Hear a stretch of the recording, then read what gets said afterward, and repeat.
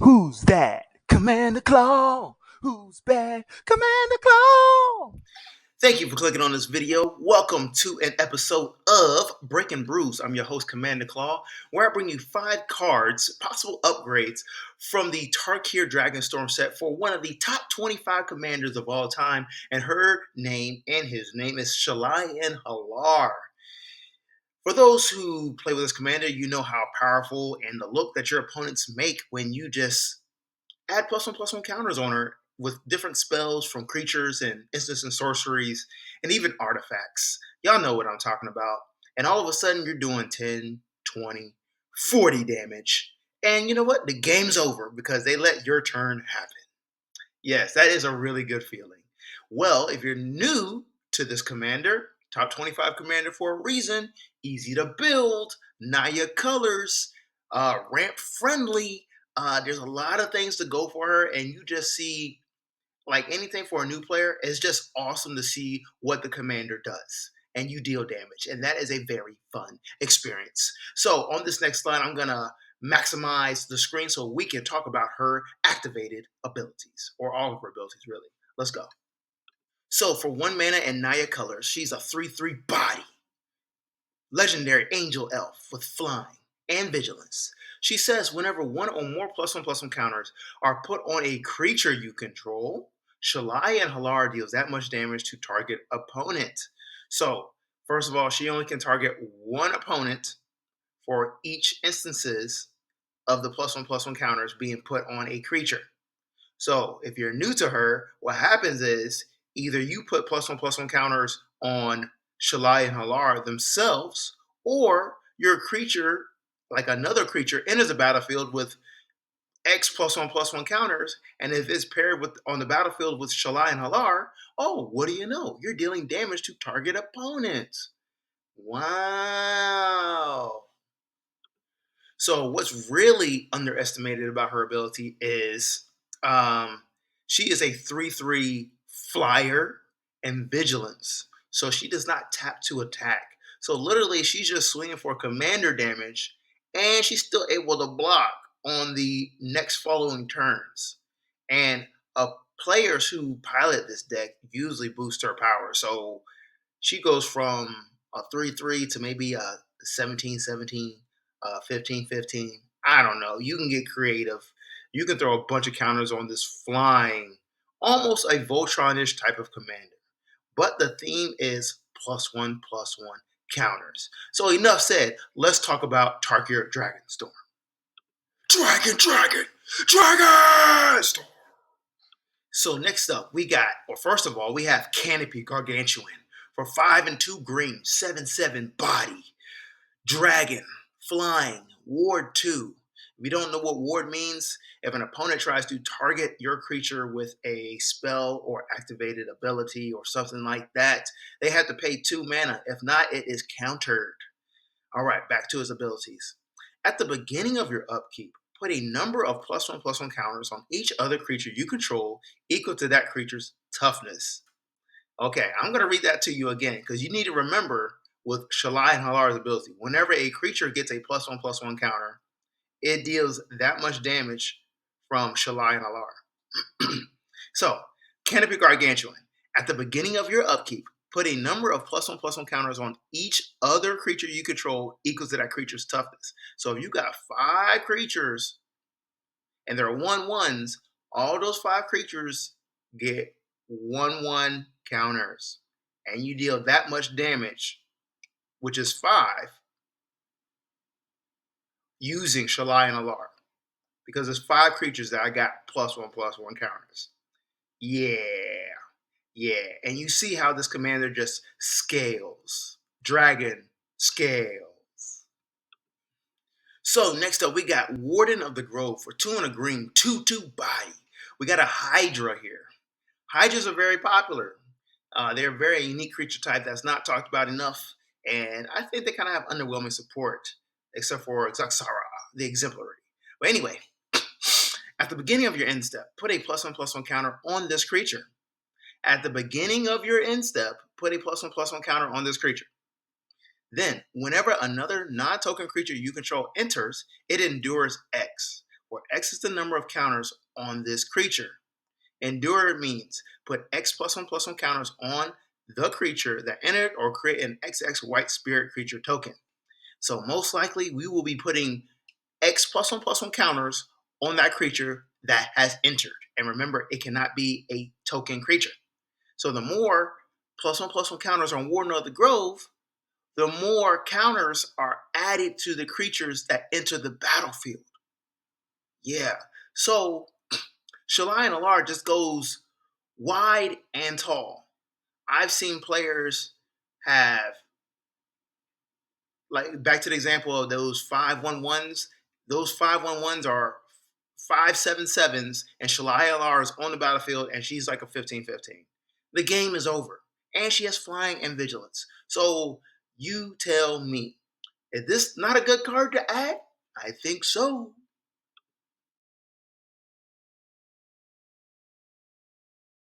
So I found a very similar creature to Shalai and Alar's ability that I think you could add as a redundant piece in the deck, and don't underestimate it. I'm going to present to you Caldera Pyramol for 3 and 2 red, 3/3 body, another dragon. It has flying. It says whenever you cast an instant or sorcery spell, put a +1/+1 counter on this creature. Then this creature deals damage equal to its power to target opponent. So first of all, you don't have to cast. Okay, sorry. Let me back up. So you can cast an instant or sorcery spell to put a +1/+1 counter on it. That includes your ramp spells like Rampant Growth, Harrow, or maybe even a Lightning Bolt. I don't know. You got instants of sorceries. So you put a +1/+1 counter on it, right? Then this creature deals damage equal to its power to target opponent. So for one example, you cast one instant and it's a 4/4 at the end of the result. But this can trigger multiple times.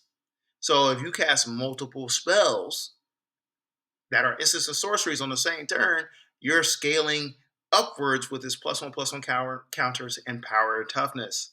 And you get to do that much damage for its power. Also, you don't have to even do that. You can boost its power through anthem effects, equipments, or even auras, then cast the instant or sorcery spell to put a +1/+1 counter on it in order to trigger the deal damage part. Pretty nasty creature, I must say. I must say. Let me show you an example.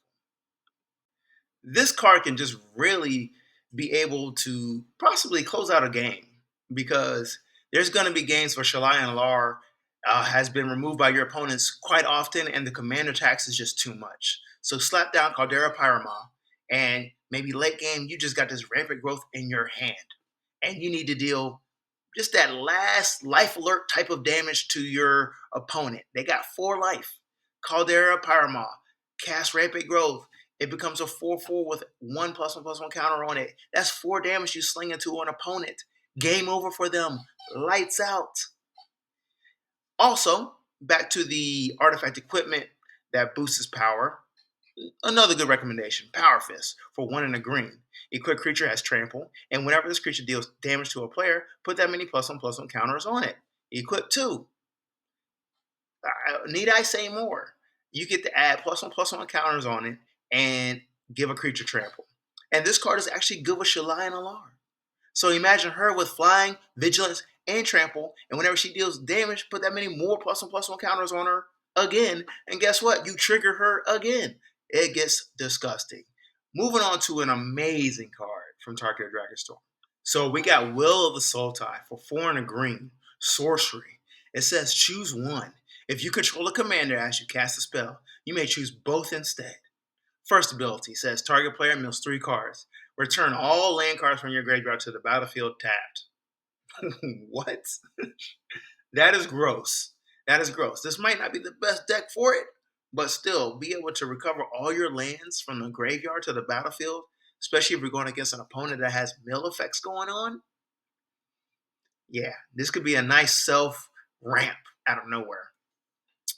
But the last ability really shines here.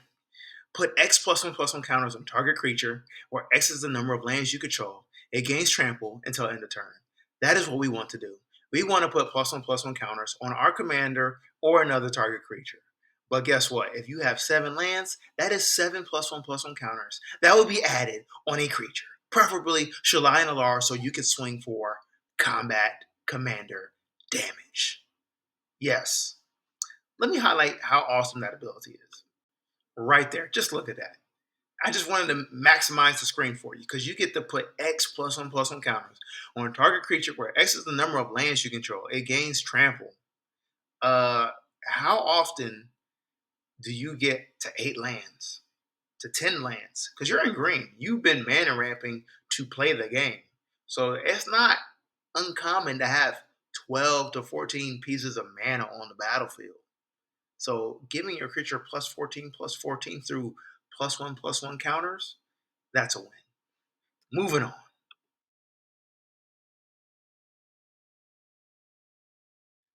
So I think nobody is talking about the endure mechanic enough. There is great synergy with this endure mechanic for a lot of commanders out there, and Shalai and Hallar is one of them. But let me talk about Anafenza, Unyielding Lineage. For 2 and a white, 2/2 body, spirit soldier, legendary creature. It has flash. That means you can cast it on any turn. She has first strike. That means she gets first poke, first dibs. She also says whenever another non-token creature you control dies, Anafenza endures 2. Put 2 +1/+1 counters on it, or create a 2/2 white spirit creature token. So let's say you have your commander out on the battlefield, Shalai and Hallar, and you know you have another elf out there, a little green elf that can tap for mana, and he just becomes a victim of maybe a board wipe that does -1, -1, something like that, and it dies. It would trigger Anafenza, and guess what? You get to put 2 +1/+1 counters on it, which would ultimately trigger Shalai and Hallar. What's also good about this ability, you if you have a sacrifice outlet, or a creature like Sakura Tribe Elder says sacrifice itself to go search a land, oh, guess what? That triggers Anafenza, and you get to put 2 +1/+1 counters on Anafenza, which triggers Shalai and Hallar if they're on the battlefield. So do not underestimate this endurability.